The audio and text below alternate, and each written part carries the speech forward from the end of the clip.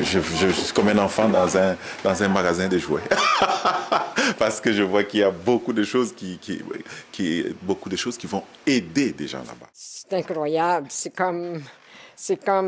Wow, tout ça, j'apporterais le trois quarts de ça pour les besoins. Les besoins sont tellement grands. Une deuxième et longue vie, je dis. C'est une deuxième et longue vie parce que les gens, quand ils accueillent, ils reçoivent ce matériel qui part d'ici. Pour eux, là, c'est du neuf, là, hein, vous savez, et c'est fait pour aider pendant longtemps. Ici, on a l'impression que c'était fini, que le matériel va être quasiment jeté parce qu'il n'est plus utile, il est désuet, peu importe. Mais là-bas, c'est quelque chose de nouveau, de bon et de très beau qui va aider pendant plusieurs années la population. Vraiment, oh oui. C'est du matériel qui est d'une grande utilité en Afrique, où on est allé l'été passé, par exemple. J'ai vu des jeunes femmes accoucher sur une table de métal qui date de 100 ans.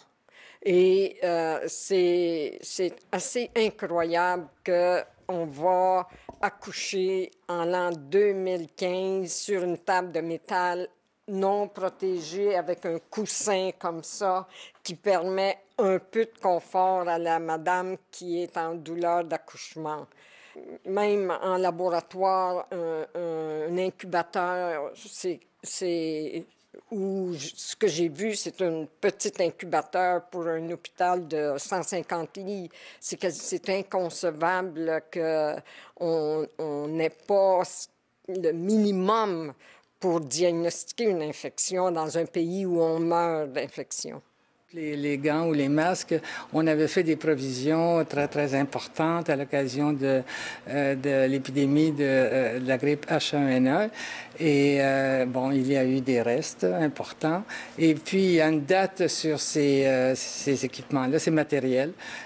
Donc, pendant que c'est encore bon, utilisable, alors on nous les a offerts. Et nous, avec grand plaisir, on va les envoyer à des pays qui en ont besoin. Et on a déjà une entente et j'ai eu des rencontres avec les responsables du matériel, du CHUM.